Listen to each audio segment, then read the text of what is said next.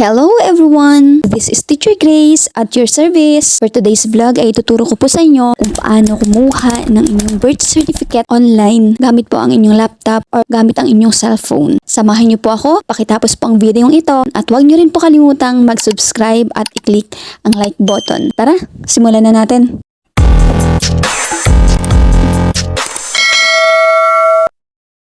Punta lamang po tayo sa ating Google at itype po natin ang PSA online. Ayan, yan po ang lumabas at makikita po natin dyan sa unahan yung PSA birth certificate online PSA birth certificate. Yan po ang ating i-click. Ganyan po ang lalabas. Kapag narating na po ninyo yung dashboard na yan, may makikita kayo dyang order now sa ilalim. Yan po yung nakakulay green. I-click lamang po ninyo yan. Yan, ganyan na po yung makikita ninyo. Pipiliin lang po ninyo yung sa unahan, yung birth. Yan, pag nagkulay green na po yan, okay na po yan. Then, i-check nyo lamang po yung dalawang boxes na nasa ilalim. Ang sabi dyan, I accept the terms and conditions and privacy policy. Then, ang ikalawa naman ay consent the processing of my personal data in accordance with the Data Privacy Act of 2012. Then, click nyo po yung continue. Next question is, are you requesting for your own certificate of live birth or for someone else? Kapag kayo po mismo nag-request ng inyong birth certificate, syempre, i-click nyo po yung my own birth certificate. Pero kapag nagpa-process lang po sa inyo, yung nasa baba for someone else ang inyong i-click, then continue. Sa part po naman na yan, iyan po yung mga information na kailangan ninyong ilagay. So, yung una, okay, to get a copy of your birth certificate, we will need the following information. Your name, sex, birthday, and valid government ID name, as it appears on your birth certificate, your father's name, your mother's name, your birthplace, the purpose of your request, and your delivery address and contact information. Then, continue po ulit.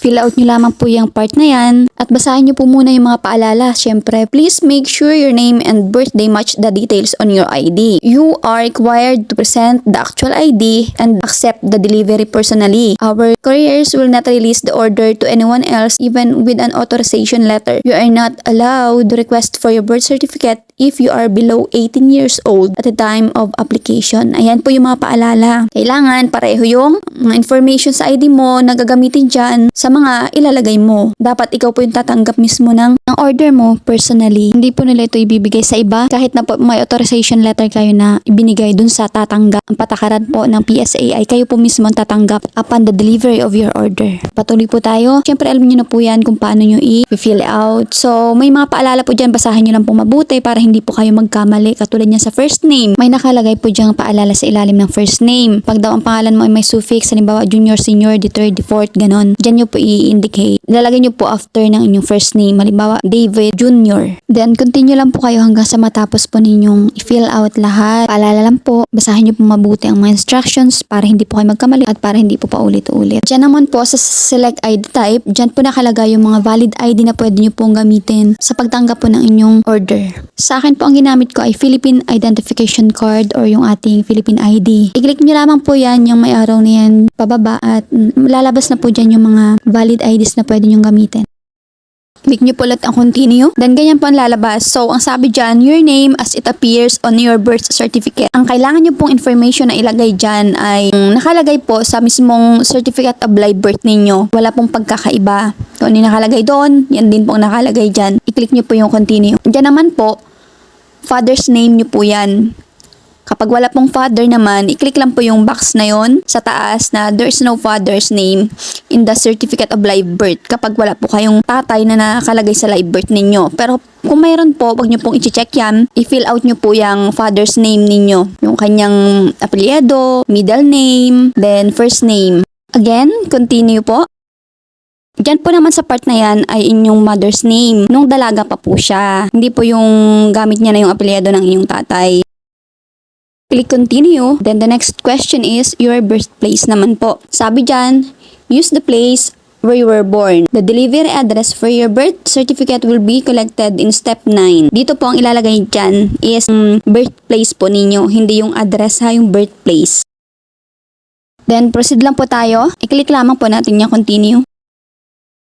Diyan naman po ay yung purpose po ng inyong request. Bakit po kayo nag-request ng inyong birth certificate? For passport ba or travel or schooling requirement, local employment, foreign employment, for marriage and claims of benefits or loans or late registration. I-click nyo lamang po kung ano ang inyong dahilan. At kapag wala naman po sa mga pagpipilian, meron naman pong nakalagay na others sa ibaba. Doon nyo po i-state o indicate yung inyong reason. Sa akin po kasi others ang ginamit ko for legal purpose po ang aking nilagay. Continue lamang po tayo at yan na yung last part. So dyan po ilalagay naman ninyo yung inyong current address at pipili po kayo ng delivery option kung nationwide door to door o pick up. Ang pick up po ay around Manila lamang po yan, pero pag nasa province po kayo, piliin nyo po yung nationwide door to door at i-deliver na lang po sa inyong address na ilalagay dyan. So yan po, may mga paalala, basahin nyo na lamang po mabuti para hindi po kayo magkamali. Then dyan po, yan recipient, ikaw po yan yung house number, ilalagay nyo po dyan yung complete address po ninyo para hindi po maligaw yung delivery rider. At habang nagtatype nga po ako dyan ay may nag-pop up na estimated delivery date para malaman mo kung kailan mo maaaring matanggap yung iyong order. Kailangan nga rin po pala ng inyong email address para po doon nila i-send yung confirmation ng inyong payment. Again, continue lamang po. So, ang next po niyan is i-check nyo na po kung tama yung mga pinaglalagay nyo na may information or details kanina doon sa unahan. Kailangan po kasi tugma yan sa live birth ninyo. Ayan, ang isang copy po ay nagkakalaga po pala ng 365 pesos. Diyan po, kung halimbawa 2 copies po ang inyong i-request, pwede nyo naman pong i-click yan at may lalabas po dyan kung ilang copies po ang inyong gustong i-request sa PSA. Siyempre po, madadagdagan yung amount. Basta ang isang copy po is 365 pesos. And then, kapag nagpa-online po kayo sa iba, siyempre po, may dagdag na po yun. Kaya mas maganda na kayo mismo ang gumawa para sa inyong sarili para mas makamura po kayo.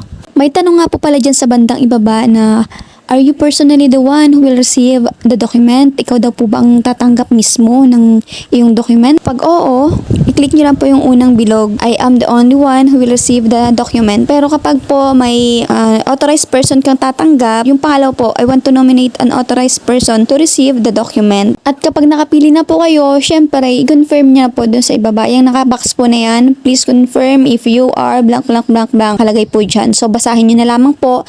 Then, pag kinonfirm nyo, i-click nyo lamang po yung box na nasa ibaba. I confirm. Then, continue lamang po. At pwede ka nang magbayad. Lalabas po dyan yung mga payment options. Pwede pong credit card, GCash, Paymaya, bayad online, at marami pa pong iba. Kung mapapansin po ninyo, meron pong nakalagay sa taas na birth certificate, tapos may number po sa kanang bahagi. Yung number po na yan, yun po yung reference number ng iyong request. Yan po yung gagamitin mo sa pagbayad. Ang akin po kasi ang ginamit ko is through GCash. So, ituturo ko rin po sa inyo kung paano po ako nakapagbayad through GCash. Gagawin ko po yun ng bagong video. Maraming salamat po sa inyong panunood. See you in my next video. Don't forget to like and subscribe to my YouTube channel. Salamat po. Bye!